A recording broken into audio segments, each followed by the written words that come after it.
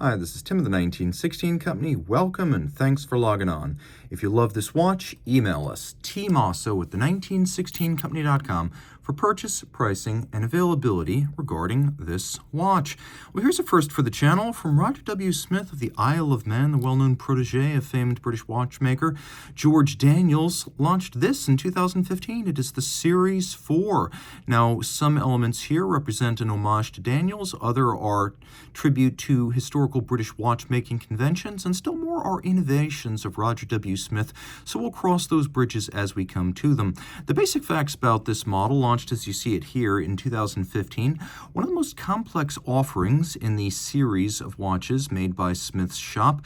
The timepiece believed to be a unique example in one of less than 10 Series 4s in the world, so get a good look at it. Even I may not see one for a long time. At 41 millimeters in diameter, it's a large watch, and it's also a fairly thick watch at 14.7 millimeters thick.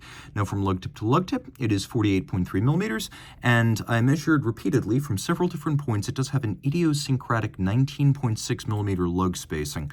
Thrown it on the wrist, it's a fairly bulbous timepiece. It's got a real heft to it thanks to the 18-karat yellow gold case and a fair amount of precious metal on the dial side as well. Now, on my 16 centimeter circumference wrist, it fits just fine. It's not particularly thin, but then again, it has a lot going on, and depth is a requirement for this date system. We'll talk about that in a moment. It will slide underneath the cuff because it does have a nicely domed and rounded bezel. It's not overly thick, and a jacket cuff will clear it with ease. I'd recommend it for a wrist as small as 15 centimeters circumference. Mine is 16. Any smaller than 15, it's probably not going to sit right, so just keep that in mind. Strap is a lovely piece, fairly simple, as you can see. It's a combination of leather on one side and a rubber inlay on the other. And here's something you don't see every day. We've got a whole mess of British hallmarking. There's the maker's mark, Roger Smith. You can see this is a UK hallmark. The little cat means London right there. That was the assay office. And then X means 2022, the year this was assayed. So that's what's going on right there. You can see that Smith's system for adjusting his calendar is utterly conventional, as little pusher dimples are present in abundance, and they are used to correct the calendar by manual means. The manufacture of this case, very traditional. First of all, how traditional can you get? Unbranded crown. That's the way they did things in the old days, and that's the way Smith continues to do it today. But you can see that the lugs are welded in, so case and lugs made separately. Lugs then inserted into slots in the case. They're then welded on, and by filing, all of the gathered material from the weld is removed, and you can get this super sharp break. You can see there's also a little bit of a downward curvature here.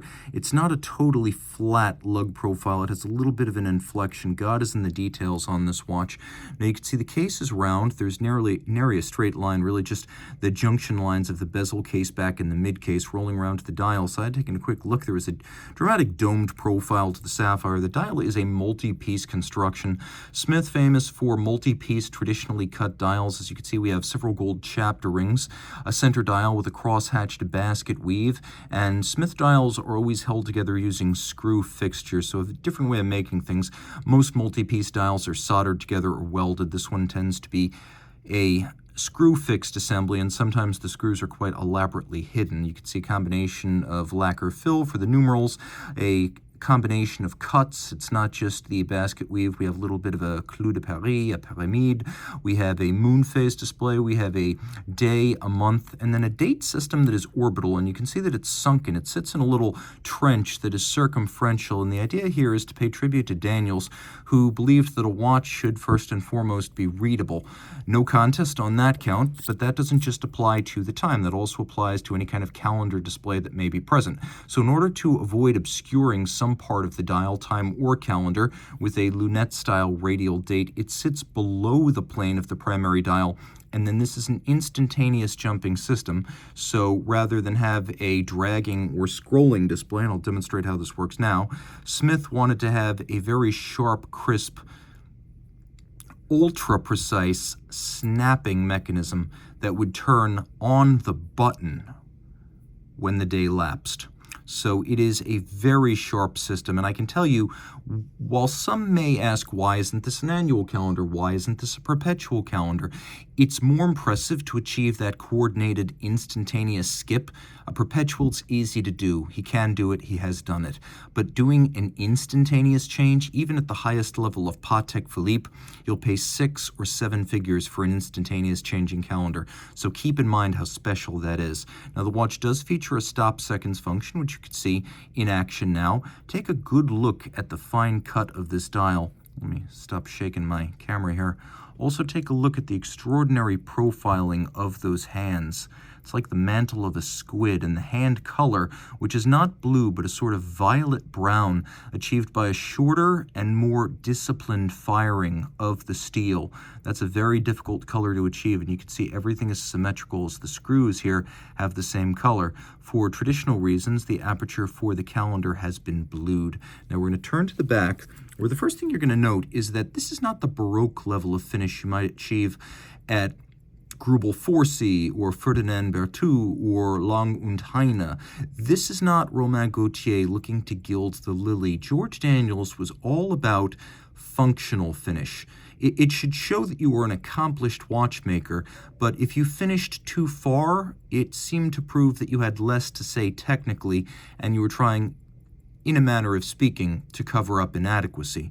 So here we have a combination of historical modes, which were generally not over-finished, and also an acknowledgement of Daniels in that they haven't gone too far with the decoration. You could see that the sculpting that is present, we have engraving of the crown wheel and the ratchet wheel cover. This is a very traditional British watchmaking trope that you'll find dating back to classical 18th and 19th century watches, often fusee and verge escapements of exceptional quality.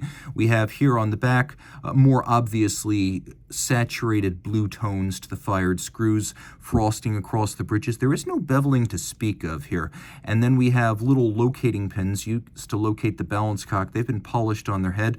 We have the Triskelion, the symbol of the Isle of Man. It's on their flag. It dates back to the 13th century. It's 3 rotating conjoined armored legs. That is the symbol of the Isle of Man, and that is where Roger W. Smith practices. Now we have golden chaton fixed by screws, another nod to the way things were done in the pocket watch era, when generally pressing a jewel into a precision golden chaton was more reliable than a direct press into a bridge. You would then seat the chaton in the bridge or the plate using the screw. Today, it's there purely for nostalgic purposes. Now you can see we have a train leading down to a single wheel coaxial escapement. So George Daniels first created the coax back in 1974 and famously sold it to Omega in the 90s. They industrialized it in 1999, but it has evolved. Omega has its own version, and Smith has his. Now, he's continued to change the system, but what hasn't changed over time is that the fundamental difference between the coax and a Swiss lever, which, by the way, was originally invented by Briton Thomas Mudge in 1700s, but let's say the difference between a lever escapement conventionally and the coax is that a lever escapement has all sorts of sliding impulse and run to banking that is a very high drag sort of sliding friction, whereas this is tangential friction. And so there is direct impulse of a jewel on the roller table, and there is also lever style impulse here.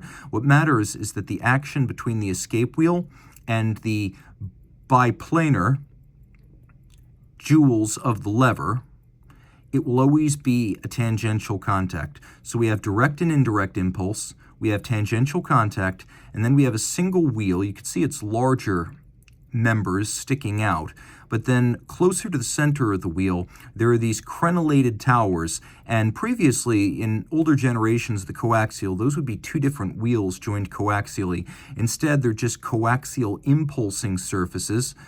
And the idea is that it's almost like a escape wheel with extended arms, and then on top of it, it's like the crenellated towers of a column wheel, if you think of a chronograph, and those crenellated towers are coaxial, but they're on a different plane. So you have a lever that has jewels on 2 different planes, and then you have the roller table with its impulse jewels. So you have both direct and indirect impulse. You have indirect impulsing on 2 planes, and then you have tangential friction. And the idea here is you can use very, very little lubricant. Some versions historically have run with no lubricant. It operates at 18,000 vibrations per hour. And as you can see, it's a modern free-sprung balance. This is what Smith calls the quadra-just. And now, as you can see, this thing's masked up like Halloween, 'cause, we need to protect the buyers of these things. And if you look, there are eccentric masses on the arms of this enormous balance.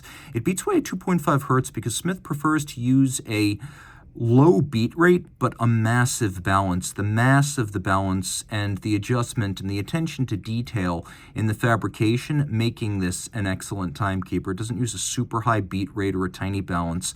And then you'll also be surprised to see here that we have a flat hairspring with various qualities of the adjustment and the poising used to account for the fact that flat hairsprings do have a little bit of a symmetry to their weighting.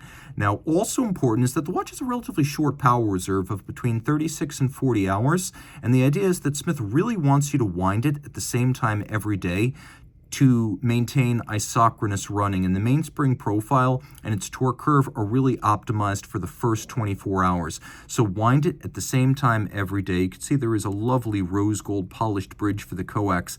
That part, and only that part, truly extravagant in its decoration. And then 30 meters water resistant, but really, really, really don't test that theory. So if you like the idea of the legacy of George Daniels of British watchmaking and the burgeoning legend of Roger Smith, all in one triple calendar watch, reach out to Team Mosso at the 1916company.com for purchase and pricing details.